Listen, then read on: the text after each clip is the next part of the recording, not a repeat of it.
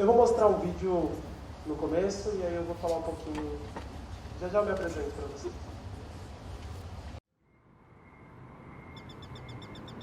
A gente não acredita em heróis solitários. A gente acredita em pessoas numa comunhão de um propósito maior que elas mesmas, fazendo alguma coisa para transformar, para melhorar. Nós somos privilegiados, somos absurdamente privilegiados perto da realidade do país. E é nosso dever fazer uma coisa para transformar o país. Eu acho que o jovem no Brasil não tem capacidade de escolher o que ele quer fazer. Ele não tem repertório, ele não tem conhecimento, ele não desenvolveu habilidades para que ele possa criar o trabalho dos sonhos que ele queira. Então ele tem que se sujeitar.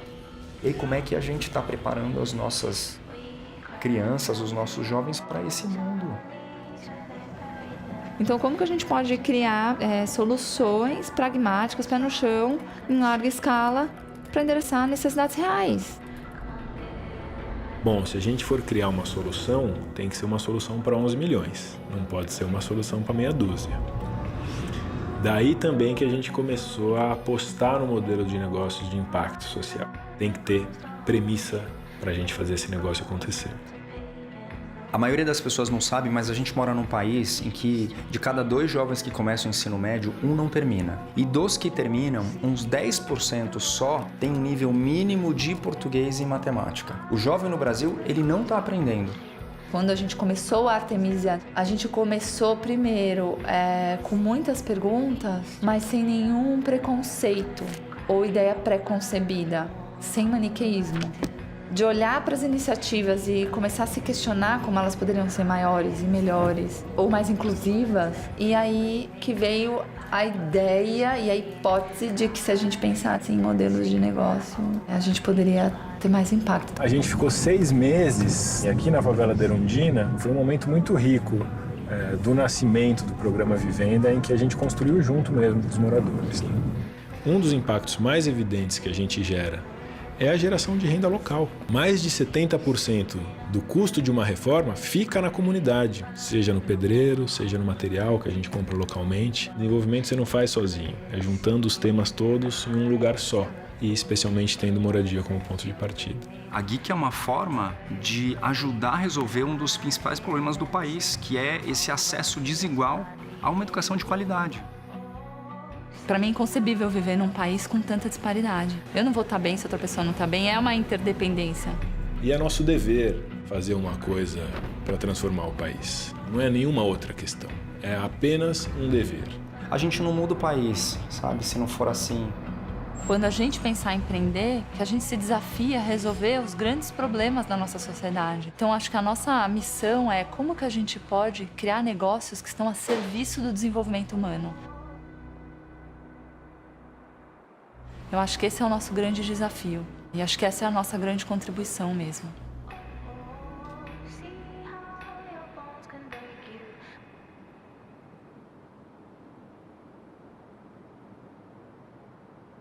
Então, boa tarde a todo mundo. Meu nome é Felipe. Quem aqui já tinha ouvido falar sobre negócios de impacto social antes? Algumas pessoas. Quem aqui é empreendedor ou empreendedora? Menos gente, que legal. Quem aqui já tinha ouvido falar da Artemisia? Algumas pessoas. Esse é um público que eu gosto muito. Eu sou administrador, mas na verdade acho que minha paixão por educação fez eu trabalhar, além da Artemisia, que a gente trabalha com empreendedores, e eu acabei assumindo esse lado de formação de empreendedores, que tem um lado mais da educação de adultos, né? Eu adoro pensar em metodologia, em aprendizagem.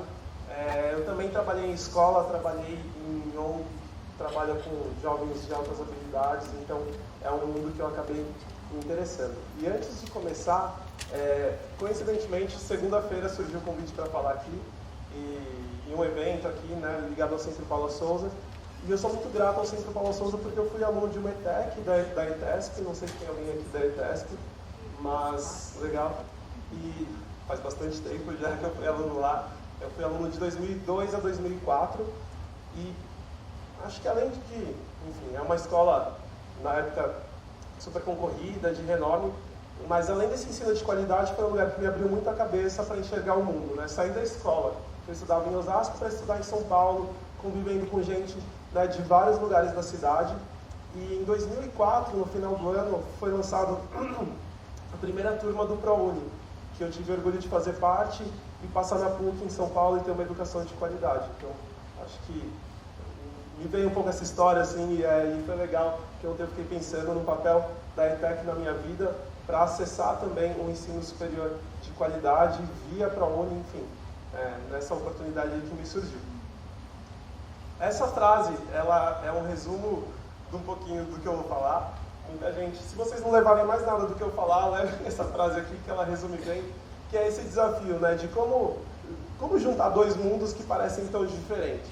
Às vezes a gente fala de negócios e a gente só pensa em lucro ou em mais negócios, e quando a gente fala de impacto social, às vezes a gente só pensa, né, num mundo que não dá para conviver com as empresas, né? E eu, como administrador, fui fazer administração na faculdade e me incomodava muito trabalhar em grandes empresas que eu não conseguia entender muito bem esses dois mundos. E foi aí que eu acabei caindo nesse conceito que eu vou explicar hoje, me juntando à Artemisia. Eu trabalho com negócios de impacto desde 2011, então acho que já tenho uma trajetória aí para compartilhar com vocês. E eu só estou falando de impacto ou de modelos de negócio para gerar impacto porque a gente tem uma situação um pouco desafiadora no Brasil. E o nosso sonho lá na Artemisia é bem utópico, na verdade, bem, para não dizer impossível, mas é algo que motiva a gente a pensar um Brasil onde as pessoas tenham acesso a oportunidades, né, que possam viver com dignidade e poder de escolha. E acho que não é novidade para ninguém que a gente vive num país desigual e que a verdade é que ainda vai ser lançado, né, o próximo censo, e, enfim, toda essa tabulação, mas o fato é que, independente da divisão de renda no Brasil, a gente vive um país desigual que, alguns anos atrás, estava formando um losango, né, não uma pirâmide, mas um losango de distribuição de renda. E eu não sei se vocês já ouviram falar de população da base da pirâmide, para falar das pessoas, né, mais vulneráveis. Então, geralmente se define assim, né, pobreza ligada à renda, mas muitas vezes a gente esquece de entender que a população da base da pirâmide tem muito recurso disponível, tem muito dinheiro circulando também para as pessoas consumirem e fazerem melhores escolhas com esse dinheiro, ou também muita força de trabalho, força para empreender e etc. Então acho que é um conceito que eu gosto, que ele tem dois lados, né? A população da base da pirâmide como falta, ou quantas milhões de pessoas, né, tem nessa população e como que a gente pode incentivar ou, enfim, ajudar criando soluções. E aí, um dado mais recente, de 2017, é que 52 milhões de brasileiros vivem abaixo da linha de pobreza, na época com até R$22 por dia. E eu acho que essa é a realidade, né, de quase um quarto da população. Basta cada um aqui fazer essa conta. O que significam R$22 por dia, né, na vida de cada um de vocês? Então a gente está falando um pouco dessa equação também financeira, de como é fechar a conta no final do mês, independente da oferta de serviços públicos, como é eu ter dinheiro no bolso para fazer escolhas também com meus recursos privados. Mas falar de desigualdade social não é só falar de grana, né? Acho que tem muito a ver com as várias fomes que você falou, né? É a fome de saúde, apesar do SUS. Eu considero um sistema que tem muitos pontos positivos, né? Ele é gratuito, é universal, ele é acessível, ele é referência em vários tratamentos, mas ainda assim o SUS ele é desigual regionalmente, seja na cidade, ou a nível estadual, ou a nível país. Então, quando 75%, né, da população depende exclusivamente do SUS, o que é um bom acesso pode ser uma falta de acesso também, se eu não tenho nenhuma outra opção, dependendo do meu caso, né? Quem aqui nunca conheceu alguém que passou dificuldade para acessar algum tipo de tratamento no SUS, ou demorou muito tempo para marcar uma consulta, a situação agravou e ficou crônico? Quem aqui não conhece? Quando a gente fala de educação, vocês são especialistas, e aí, assim, educação é um mundo, né, de problemas. Tem todas as questões, né, de apoio ao professor, questão salarial, mas tem uma questão que é gravíssima, que é, no final das contas, somando, né, desde do ensino da educação infantil, do Fundamental 1, 2, e quando chega no final do médio, os alunos, em geral, na estatística não estão aprendendo. O que o Cláudio Sasaki, empreendedor da Geek, que é um negócio que a gente apoiou lá em 2012, fala, né, de 10% que saem com conhecimento esperado de matemática e português por seus anos, é um número grave. né? Pensar que uma população não está saindo bem letrada, não consegue entender textos simples ou, enfim, equações. Não nem equações, né? Mas operações matemáticas simples. Isso é muito presente. E eu estava olhando ontem, esse dado piorou no último estudo. Eu vi que o último foi cerca de 5%. Então, acho que são desafios também que mostram essa falta de acesso. Apesar da educação ser um direito para todo mundo, né, da gente ter educação pública, principalmente até o médio, né, uma educação, todo mundo deve estar na escola, a gente vê que ela ainda é desigual. E aí, trazendo um outro dado, falando de moradia, tem uma pesquisa da FGV que mostra que a gente precisaria de 7,7 milhões de moradias para resolver o déficit habitacional no Brasil. Não só novas moradias, podem ser, né, reformas de moradias inadequadas, mas esse déficit é muito alto, né, porque cada moradia representa, né, uma família que pode viver com mais, sei lá, na média 4 pessoas. A gente está falando de muita gente que mora, ou que não mora, né, no teto, não tem essa segurança, que eu considero super importante para todos os aspectos da vida, assim como a alimentação, a casa, né, mas também muita gente mora em moradias inadequadas, insalubres, e é o caso da Vivenda, que é aquele programa de reforma que eu vou contar um pouco mais daqui a pouco. Na Artemisia a gente começou a pensar lá atrás, e se, além, né, das iniciativas do governo, além das iniciativas das ONGs, dos projetos sociais, como que a gente pode incentivar uma nova geração de empreendedores também de negócios, para criar soluções de mercado, já que os negócios estão aí e tem alguns outros mecanismos, né? E a gente acredita nessa força dos negócios também para complementar todas essas outras soluções e criar algumas inovações nesse sentido. E aí o nosso conceito, né, que eu não gosto de botar muito em caixinha, mas eu acabo botando porque, como muita gente nunca ouviu falar sobre negócios sociais, né, a gente está falando de uma empresa, mas que ela cria um produto ou um serviço para resolver algo. E aí eu vou dar alguns exemplos daqui a pouco, mas, enfim, eu ia dar um spoiler, mas não vai adiantar, vai ficar fora da ordem. Mas são empresas que oferecem, né, de forma intencional, na nossa visão, soluções para resolver desigualdades sociais.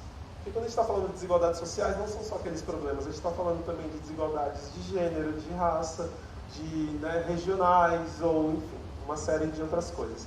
Que eu não vou entrar aqui porque eu adoro contar história e eu viajo, a gente vai só falar de desigualdades daqui a pouco.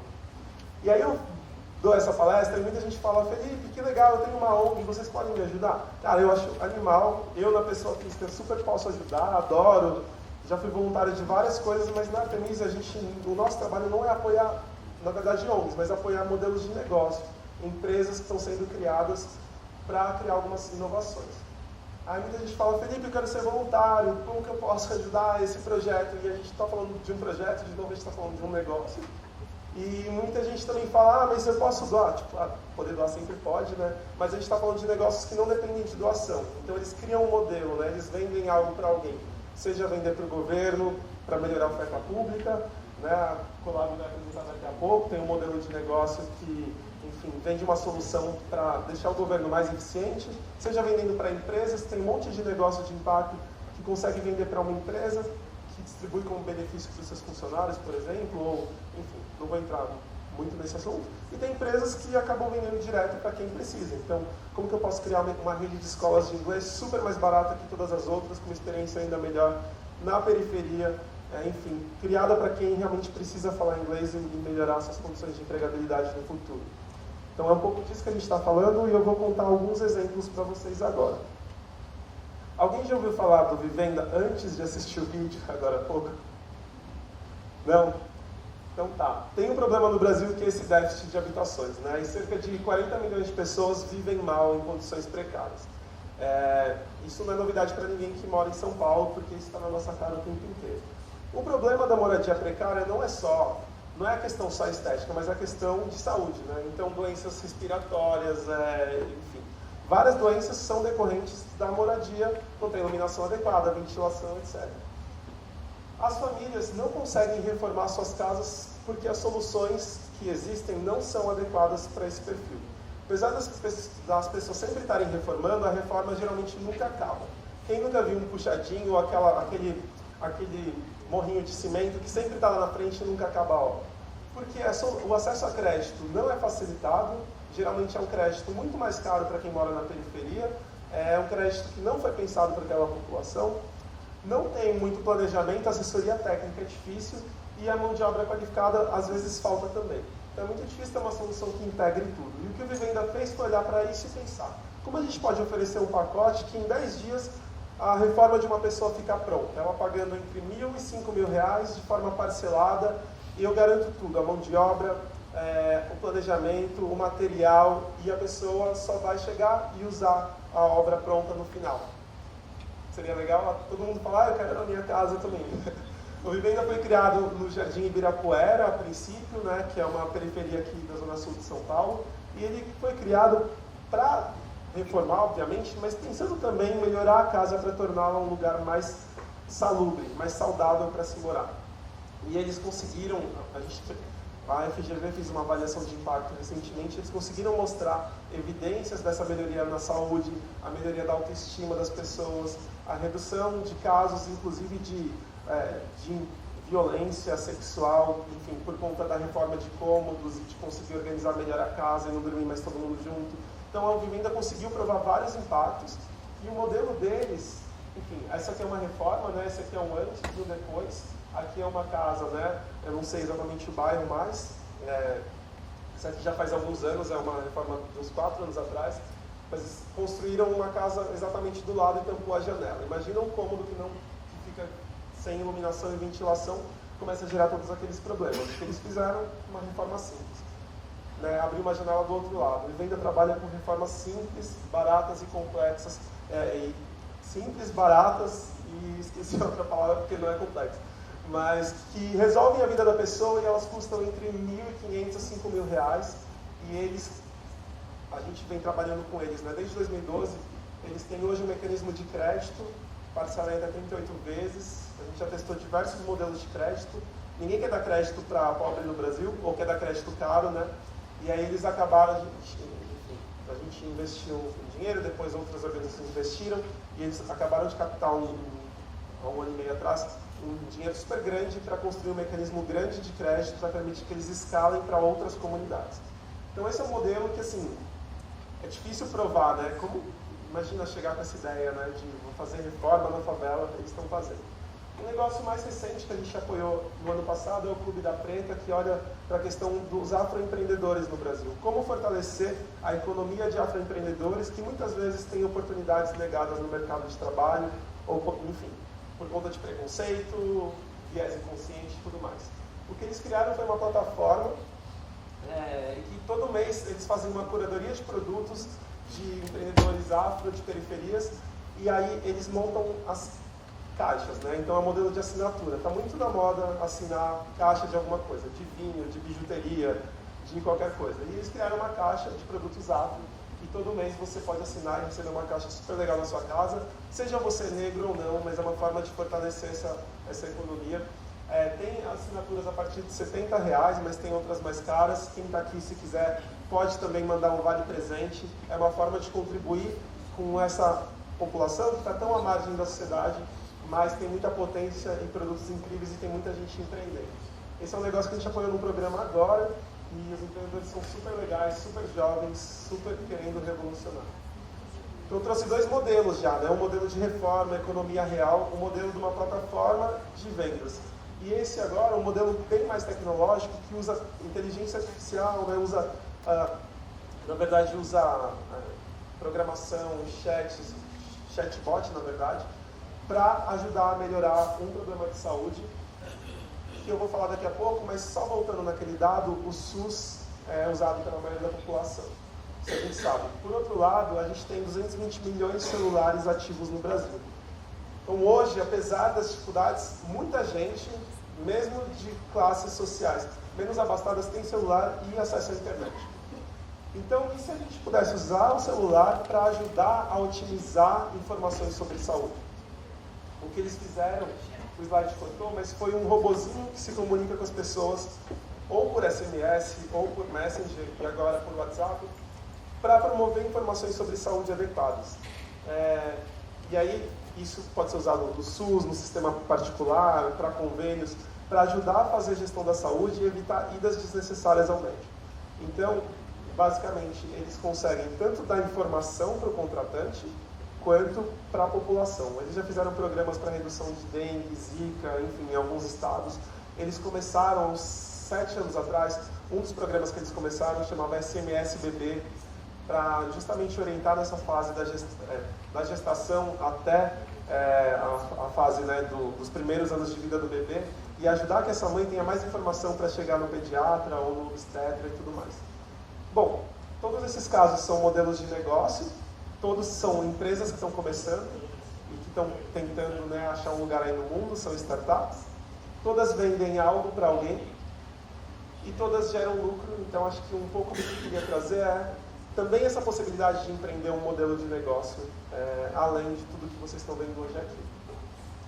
Faz sentido? Se quiser, quem quiser falar comigo depois, se tiver dúvida, é só falar. Mas é um pouco essa a nossa bandeira, esse tipo de empresa que a gente apoia. Todas são do nosso portfólio, que a gente apoiou em algum momento da vida. E assim como essas empresas, a gente trabalha com empresas de educação, de empregabilidade, de educação financeira, de primeira infância, mobilidade urbana. A gente estuda muito impacto, estuda muito negócios para ajudar a incentivar esse tipo de inovação. E para a gente, quanto mais ideias, melhor. Mais de ideia o mundo está cheio, acho que tem muito a ver com o que ela falou, porque o que importa é a execução. Assim. Então, se muita gente fala, eu não vou contar a minha ideia para você, Felipe, porque eu tenho medo, eu falo, cara, tá bom. Você pode não contar, mas o que importa para mim não é uma ideia, é quem realmente vai lá e faz. Para isso tem muitos programas que apoiam.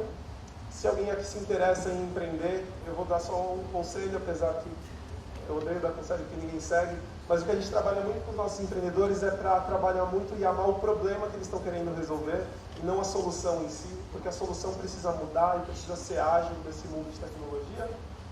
E na Artemisia a gente acredita que no mundo dos negócios de impacto, né? Para causar impacto, só vai causar se o negócio parar de pé.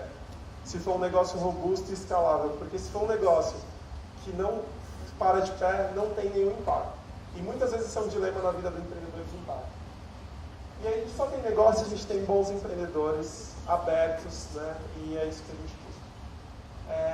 Eu vejo, né? E aí como conectar com o mundo da educação, eu vejo que o Brasil é um celeiro de empreendedores, que apesar de crise, de desafios socioeconômicos e políticos, tem muita gente fazendo acontecer, isso está crescendo muito.